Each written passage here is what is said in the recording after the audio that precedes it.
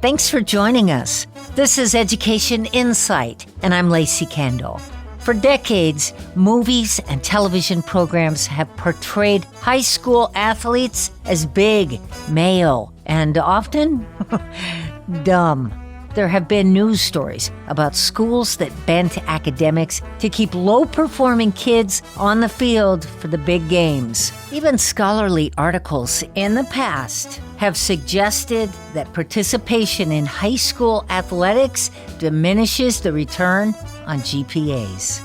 But in California, where all of that often was true, things started to change a few decades ago when this state began to demand better academic performance from our male and eventually our female athletes as well.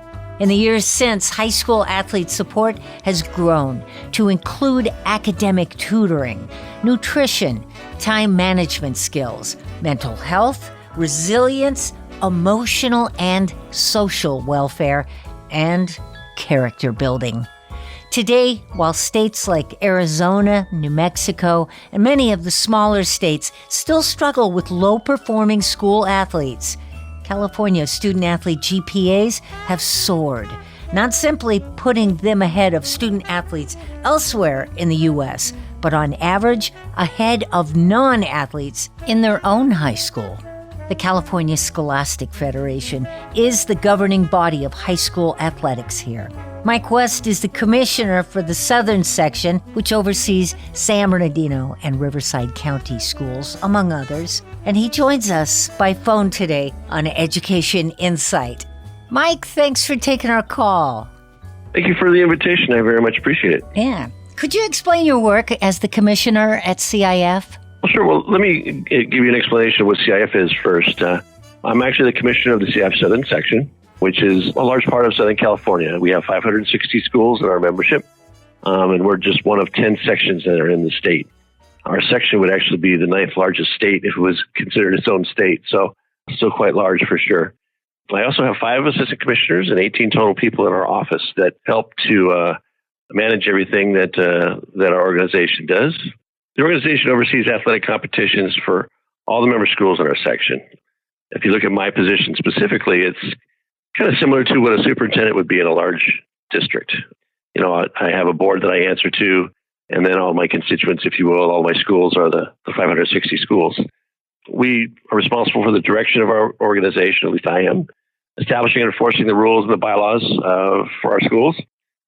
We oversee athlete transfer eligibility. I do some public relations, and then we organize and facilitate our playoff competitions for all our sports. Could you describe for us the work of the California Interscholastic Federation? I mean, you've already touched on it a little bit, but I'm wondering how it became the body that oversees student athletic standards and rules. Yeah. Well, the CIF Southern Section was actually founded in 1913. And it grew out of what was the first organized track meet between schools in the Los Angeles area. And then a year later, the state CIF was actually formed. So we're actually 1 year older than the state organization. Over the years, the state constitution, or what we in the Southern Section call the Blue Book, was established and evolved. And that has all of our rules, our governance, and everything that goes on into that. In order to actually make a rule, change a rule, whatever, there's this perception that I myself as the commissioner or the office can make or change or do those types of things, the rules that go on. That's not the case. As any of our member schools or leagues can bring in the rules that they want to establish or to change, and it's actually voted on by our executive committee as well as our council. And then if it goes up to the state level, it goes to the state federated council for a vote. So that's kind of how things kind of established there. The state government actually authorizes the CIF to administer the high school athletic programs and enforce the rules regarding, when it comes to the things that I think you're interested in, the age, the semesters of students in school, the scholastic eligibility, residential eligibility, transfer status, amateur standing, and so on. Mike, back in the 70s, I know a lot of our listeners will remember this if they're my age. Here in the Inland Empire, and even throughout California, school athletics were getting a lot of attention, not good attention. The news at that time was focused on schools prioritizing athletic success over academic integrity, sometimes even falsifying grades or offering minimal academic challenges to make sure that athletes remained eligible to play. And then in the 1980s, policy reforms and new standards began to take shape. I know that CIF played a big part in those reforms. I'm wondering if you could describe for our listeners where the biggest change has occurred and how we've come to where we are now. Well, first of all, again, I'm not old enough to really remember that firsthand for sure. I'm the old one. I do I do hear stories about those types of things. And I think that, if CIF played a big part in that, I think it had to do with making sure that at least the athletes themselves were on par. I do believe that state accountability has probably made the changes most of those types of things as far as, for the schools and everything like that. But obviously our standards have been and maybe evolved from that point in time to where they are today. I can tell you that, an athlete has to have a 2.0 grade point average on a 4.0 scale, and their GPA must be based on 5 credit semester courses. They must be enrolled in at least 20 semester credits in order to continue to be eligible. If they are less than that, then they cannot participate. And they must be passing at least 20 semester credits at their grading period. So you could have a 2.0 with 3 A's and 3 F's, but you would be ineligible because you're not actually passing 20 credits. And then obviously we have rules when it comes to summer school. You can replace a grade if you failed an English 9 class. You can go to summer school and replace that grade. But if you fail a different class, if you fail an English 9 class, but go and take a different English class, it will not replace the grade, but you can add that to your GPA. So all these academic standards are in our Blue Book and what we, make sure that our schools understand and have them monitor. If you just joined us, you're listening to Education Insight. Our guest is Mike West, the Commissioner of Athletics for the California Interscholastic Federation. And Mike, what is it? The Southern Section. Southern Section.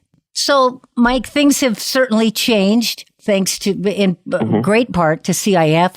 What kinds of improvement are our high school athletes having academically from your perspective? Compared to the 70s and 80s, there has been great improvement for a variety of different reasons. Again, the academic accountability for all schools has increased tremendously since that point in time. But I think a lot of the improvement is really kind of school dependent. There's some schools that in general are doing some outstanding work as far as their academics and so on and so forth. The athletes themselves, I think, are more motivated to have good grades and whatnot because they need to be eligible, which I think is a huge component of that, particularly in schools that perhaps are maybe lower socioeconomic schools. Oftentimes motivation is a huge factor with that student population, and athletics can really be that key for those types of things. I think in general, athletes on average have higher GPAs than the average student. I think that's pretty well studied on average. But again, I believe that to be the case because there is a minimum that a minimum grade point average they have to have in order to remain eligible. There's a lot of discussion about schools and coaches creating not just an athlete, but focusing on building the whole athlete. I was wondering if you could explain what is meant by that. That right there explains what education-based athletics is as opposed to, there's no other term, general athletics outside of the high schools. Mm-hmm. When you talk about general athletics outside of the high schools, the whole focus is just skill improvement and getting better at the craft, if you will. Education-based athletics should be about the whole athlete. It's about character development. It's about sportsmanship. It's about scholarship, making sure that you are learning, and scholarship in education-based athletics should be the number one priority. Whereas outside of education-based athletics, it's really about the skill development or the winning, if you will. So it's really incumbent upon our member schools or athletic programs throughout the Southern Section, throughout the state, if you will, to think through what is the education-based athletic program like at your place, because it's not just about the winning and that. It should be about the character and the sportsmanship. And, you've got 4 years with these students. And oftentimes the mentors that you have and the coaches are some of the better mentors you're going to find as these kids go through their young lives. And let's leverage that. And let's make sure that we get them out of these high schools much better prepared for life from a holistic perspective as opposed to just the fact that I can throw a 95-mile-an-hour fastball. Do you believe academic support programs specifically for athletes have had a notable influence on their grade point averages? Again, I think that's hard for me to say. I think that academic support programs are as good as the motivation of the students who are taking them. All sorts of different schools and districts have various types of academic support programs, and none of them are bad. There's certain ones that are a little bit better than others, but really the motivation piece is those students that are in them. And if the athletes are motivated because they're not eligible to play to be able to do them, they're probably more motivated to do those types of things. But I don't know if I can say for sure that academic support programs as a whole have an influence, other than the fact that, if those students are motivated to do them, they'll be successful. How do high school athletes balance the demands of academics and athletics today? And what role do schools play in that? That's a great question. For many athletes, that balance is significant, particularly when it comes to those athletes that are AP students. You have many students that are taking 5 AP classes and trying to do multi-sports. And the balancing of that act there is just crazy.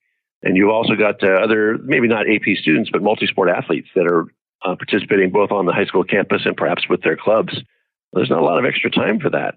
So there are sometimes that schools can adjust their master schedule to help with some things. First off, if they might offer a 0 period for their athletic period or a 6 period for their athletic classes. Mm-hmm. 6 period is traditional, but oftentimes they may adjust depending on the needs of those given teams.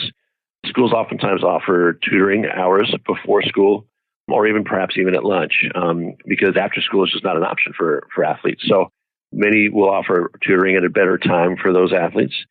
And then there, at times, depending on the school and the coaches can provide study halls for their athletes, particularly if they happen to be on-campus athletes. So those are ways that schools will do it. I wouldn't say it's systemic across the Southern Section, but depending on the school and the individuals there, they're seeing some of those supports. We'll have more of our conversation with Commissioner Mike West of the California Scholastic Federation in just a moment. This is Education Insight.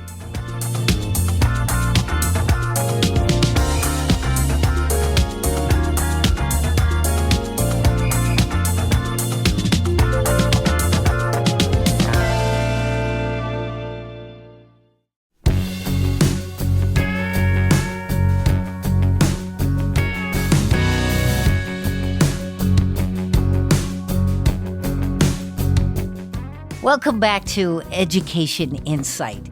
Today we're talking about California high school athletes and their, on average, high academic performance, superseding high school athletes in many other states, but more notably outperforming non-athletes in their own schools.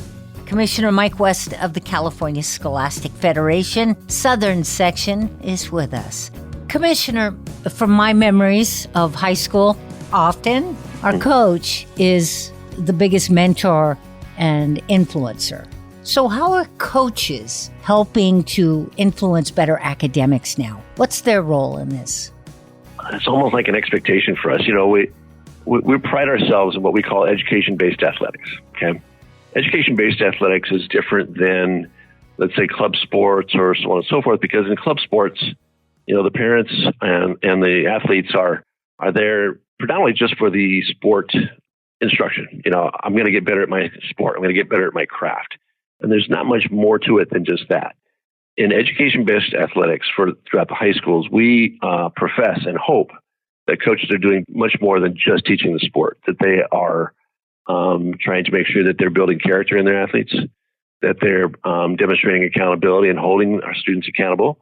They are examples of good sportsmanship, and also that they are in some ways being assistive as far as the academics is concerned. And, that's, one of the reasons why we have the academic standards is in the ineligibility is because academics come first.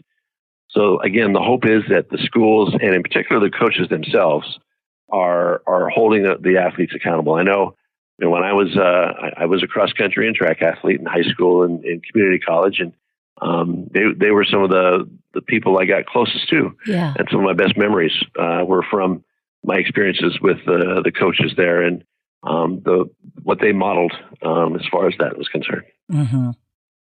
Commissioner, we know that parent and community support and cheering in the stands brings more points, more touchdowns, more home runs. But do you believe that that same influence from parents and community members can affect GPAs and bring up those scores exactly the same way? I think it's unquestionable. You can even take the athlete out of that and just say, is parent and community support of a student academics important? The expectations of parents, I won't say the pressure, but the support that they provide as far as, if there's an expectation that you're going to get good grades in school, that you're going to be showing up every day and so on and so forth, by and large, the students will follow it.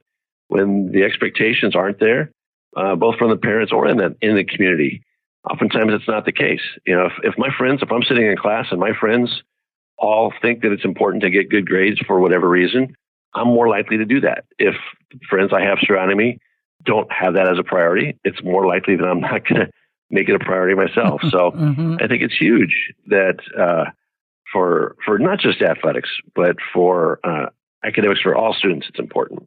Have you seen efforts over the past few years to ramp up that parent and community support for athletes' success in their academics? I think that post-pandemic, there are a lot of things that schools are doing now to try to, for lack of a better term, recoup the losses educationally that transpired over there. So I think schools and school districts are doing a lot when it comes to those types of things. And it's hard to say how much they're actually trying to leverage the communities. I do know it's happening to a certain extent, but I'm not sure to what extent it's systemic across education itself. Sure. If you just joined us, you're listening to Education Insight. Our guest today is Mike West. He's the Commissioner of Athletics for the California Interscholastic Federation Southern Section. Mike, I would think that the recognition we give students when both their athletics and their academics are outstanding helps the cause, too. Here in the Inland Empire, we have the Ken Hubbs Award, which is an example of that. Mm-hmm. Could you comment on those kinds of awards and recognition and the effect it has on our athletes and their academics? Well, sure. I'm actually familiar with the Ken Hubbs Award, and I know, I think Jaden Daniels, a recent grad of Cajon High School and currently an NFL player, and I think Ronnie Lott was also a recipient of this award back when he was in high school. So, yes, I'm familiar with the award and the good work that area does in recognizing students in that regard. I think because the CIF is an education-based athletics organization, it's incumbent upon us to recognize students in so many different ways. Quinn Hartman was a student, was recognized as a state scholar athlete this last year. He was a 3-sport athlete. He was captain in all 3 of those sports. He had basically a perfect GPA. I would have thought it was like a 5.0 or something like that. Mm-hmm. Tremendous community service. And he went on to go to school at Caltech.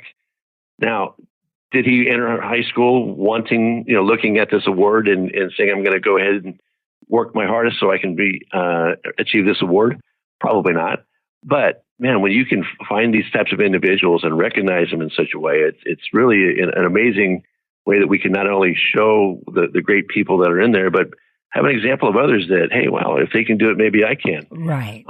In the Southern Section, we actually do a Champions for Character Award, where we recognize 10 to 20 students, not solely based on academics, but by the character that they exude on their campus and in their community.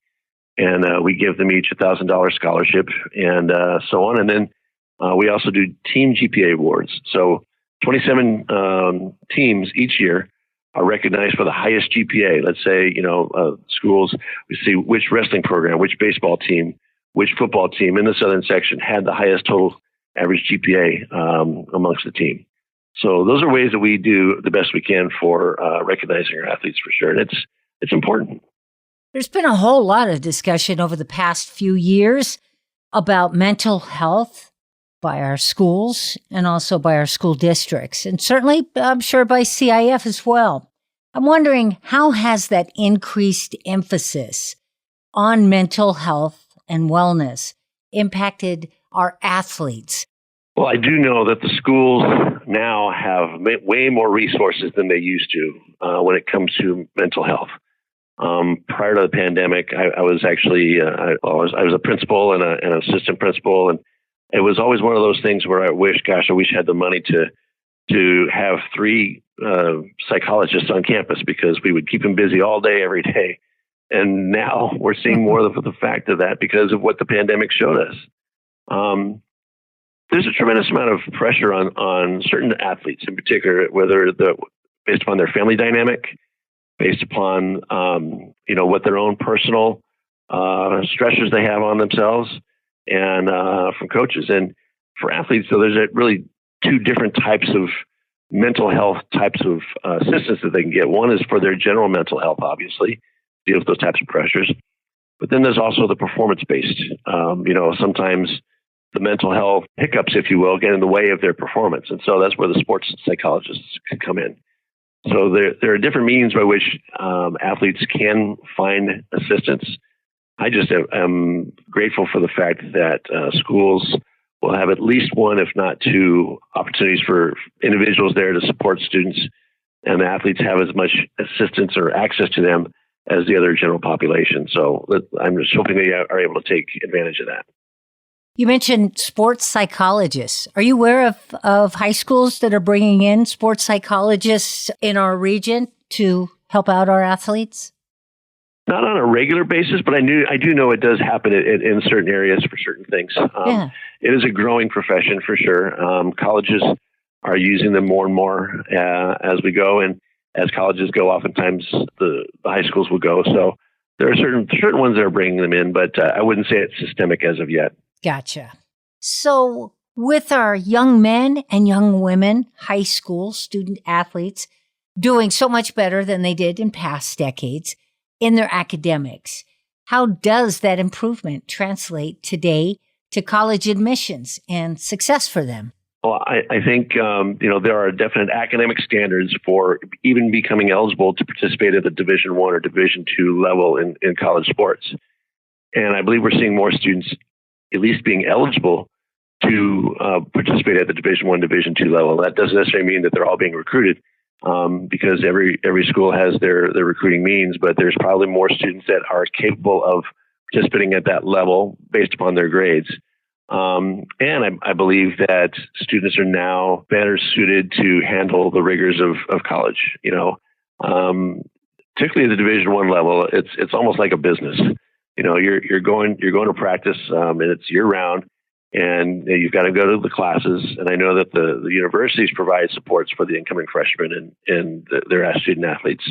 But I'm hoping and I believe that we've got students that are better able to handle those college rigors now than perhaps we've had in the past. I spoke with a women's coach in Fontana not long ago who told me that athletics don't compete with academics anymore. For many high school boys and girls, it enhances their academic potential. Would you say you agree with that?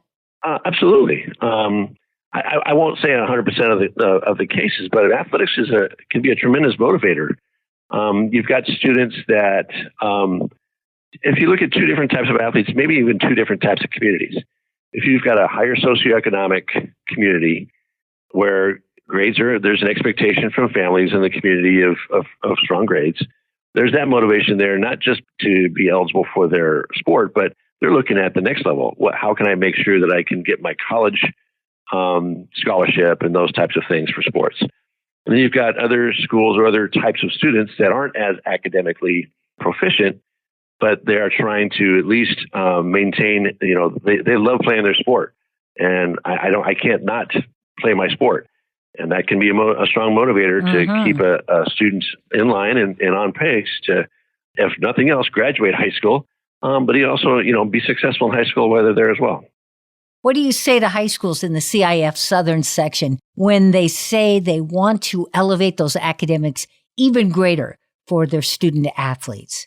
Well, I would say that schools basically need to strike a balance between sport performance instruction and character education. right now we've got a sportsmanship problem in our families in the stands when it comes to berating officials and those types of things. And if we can strike a balance between the performance of an athlete on the field, on the court, so on and so forth, and the character education, I think that's the win-win. Emphasizing maximum individual potential over just wins, I think is the way. If you can find a way to make sure that takes place, it'd be great. Because I think the academics, if you're doing that, the academics comes along with it. But man, the character education piece is missing in so many other areas of athletics around the country outside of the education-based athletics we have in the high schools. We need to leverage that and do the best we can with that character education piece as well. On the telephone with us, Mike West, the Commissioner of Athletics for the California Interscholastic Federation Southern Section, discussing the high academic performance of regional high school athletes. Mike, thanks so much for taking our call and joining us on Education Insight today. It's been a pleasure. Thank you so much for inviting me. And that wraps up our 4th season of Education Insight. A big thank you to all of the great radio partners that carry this show to you each week, including KVCR, KCAA AM and FM, KQLH FM, KFXM, Coyote Radio, and Pause Radio. We'll be back in January with more stories from our region, educational leaders and problem solvers from Washington to Sacramento and right here in inland Southern California. I'm Lacey Kendall. Until then, happy holidays and a happy new year.